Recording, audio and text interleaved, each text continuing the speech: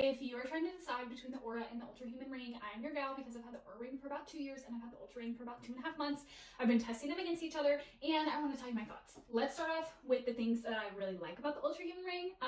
Number one is the step count. I think the step count is way more accurate. I personally believe that the Aura ring overcounts steps, and I think this one is a lot more accurate. I don't know for sure because I don't wear like a step counter aside from the ring, but this one is consistently less than my Aura. I have a wake window alarm, which I haven't used because I use a regular alarm clock because I don't sleep with my phone in my bedroom, but it does let you have it wake you up in between your sleep cycles so you're not waking up in the middle of deep sleep or something like that, which is really cool.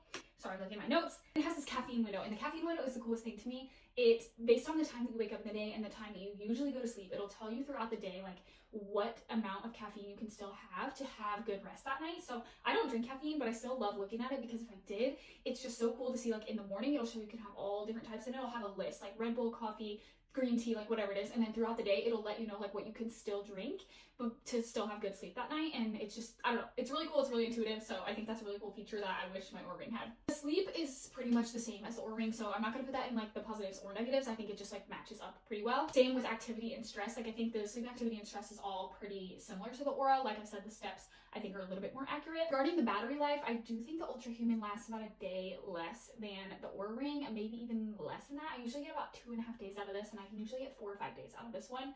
But if it doesn't bother you to be charging it every couple days, then that shouldn't be a problem for you. The one big kicker for me, and if you don't care about tracking your cycle, then this shouldn't matter to you, and this would be a great option for you. It's definitely cheaper, there's no monthly fee, but if you want to track your cycle, I have to say, like, it just doesn't work for that. I wouldn't trust it. I have had my Oura ring for 2 years and never questioned whether I was going to accidentally get pregnant, and if I was going based off this, it basically just goes off like the app's like estimating when you ovulated. It doesn't really track your temperature very well, and so I would personally not trust it as a form of birth control, which is really a bummer because that would be really awesome. But if you don't care about that, or if you're a man, or if you're someone who is on birth control or doesn't really care about cycle tracking, then this would be a really, really awesome option for you. Let me know if you have any questions. I'd love to answer them. I'm going to do like a tour of the app, so I'll show you how everything looks in the app, but let me know if you have any questions so I can answer them because I know a lot of people are conflicted on which one they want to buy.